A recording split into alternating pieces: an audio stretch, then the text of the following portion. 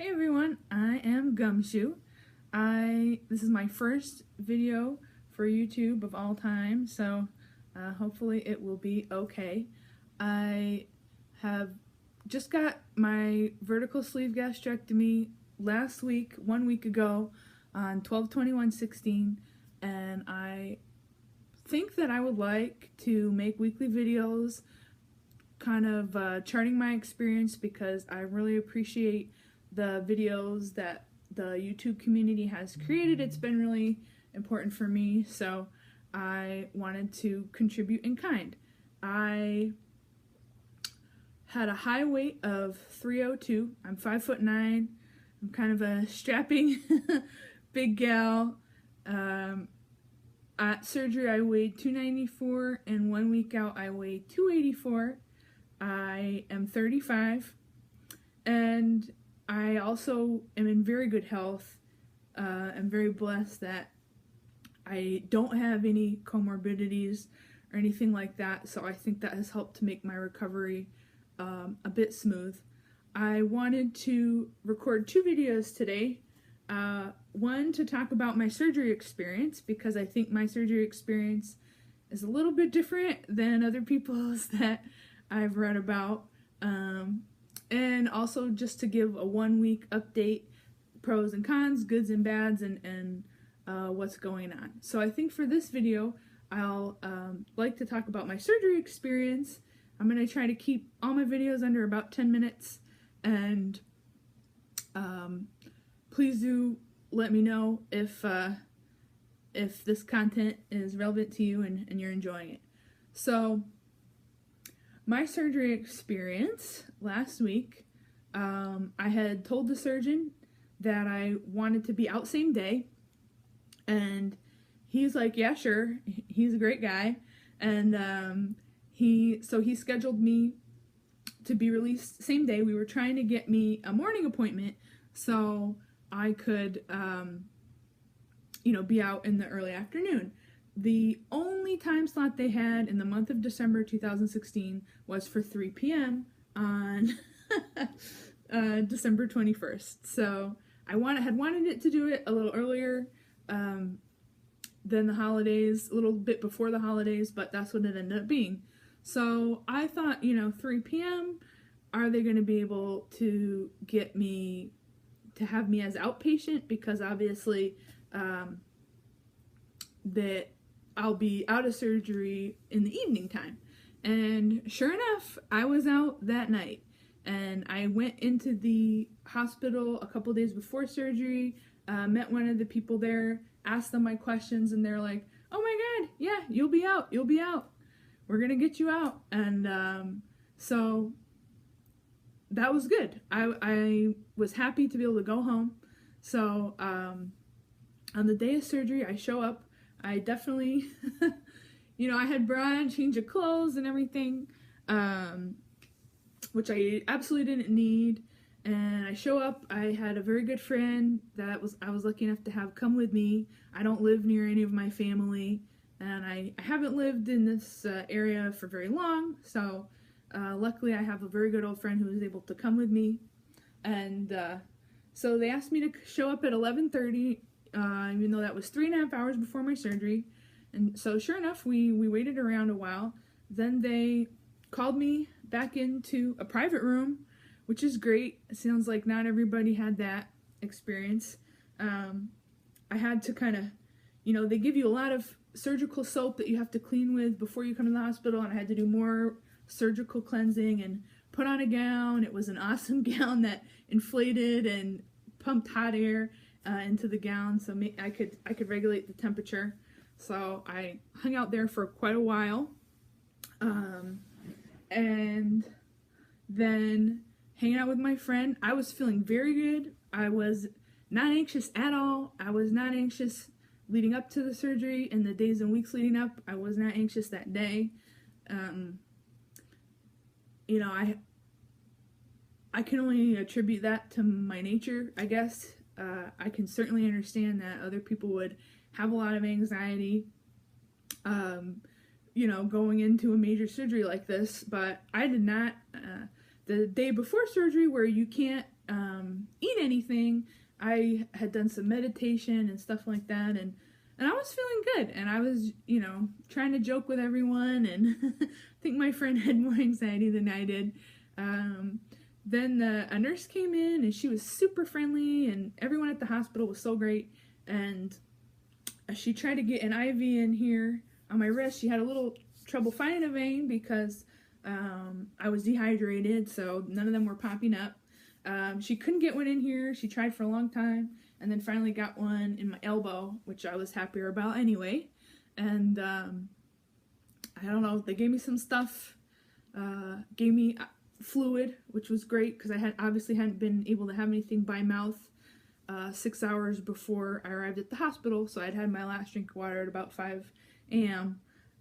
You know, most people say nothing after midnight, but because my surgery was so late in the day, I was able to have something at 5 a.m.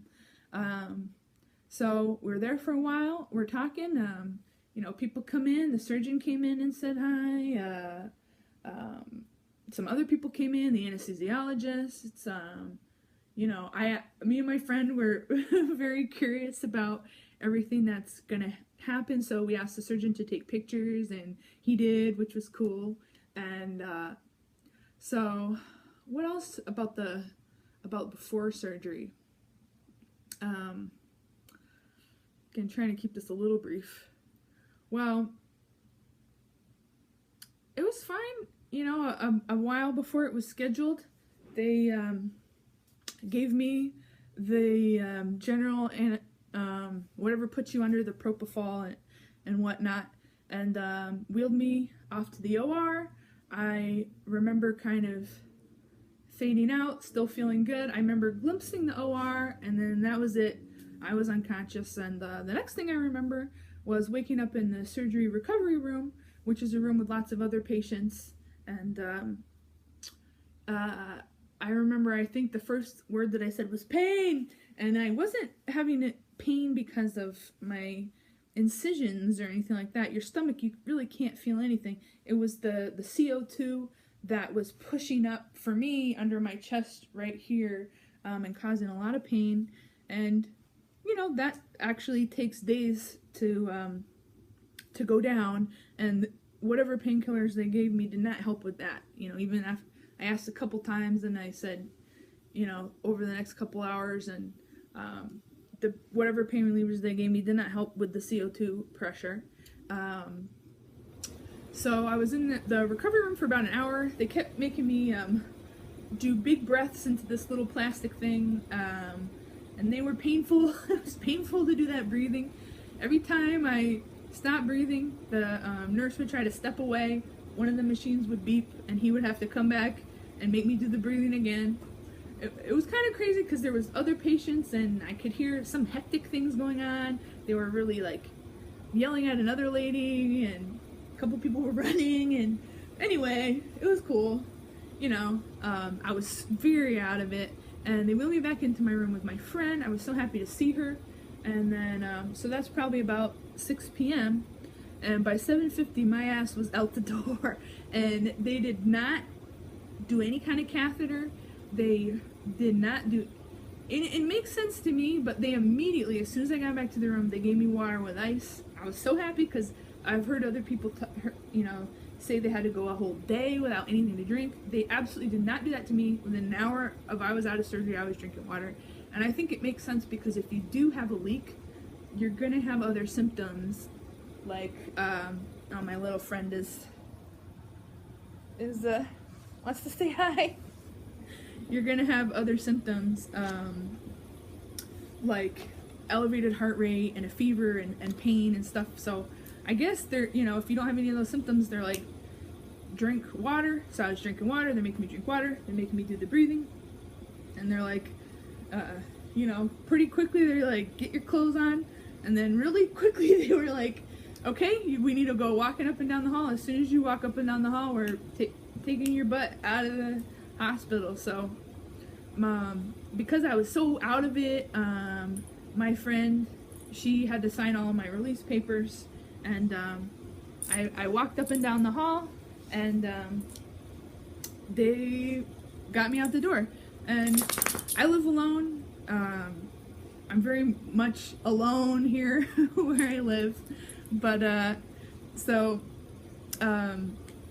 my friend couldn't stay with me. She has a young kid, so they were like, somebody needs to stay with you, somebody needs to stay with you tonight. And I'm like, well, you didn't tell me that beforehand, and I don't have anyone to stay with me. So, you know, my friend was really nice. She stayed with me at home for a couple of hours before she had to go to her house, and you know, she had to, everyone's traveling for the holidays, so a lot of my friends, you know, they left the next day to travel for the holidays, so she had to travel that next morning. And so I was alone the night after surgery in my apartment. I was definitely out of it, but you know, sorry, this doggy, go on girl. I definitely was waking up a lot. I felt fine. I still didn't feel scared or anything like that. And because I kept waking up and taking the medicine, and I set some alarms to take the nausea medicine and take the pain medicine, you know, I felt secure and wasn't worried about that. So I went over 10 minutes. I guess it's hard to kind of describe that experience super shortly, but I did want to let people know that for me, it was not multiple days in the hospital. There was no catheter, nothing like that, no leak test. I went in, they sleeved me, I got out.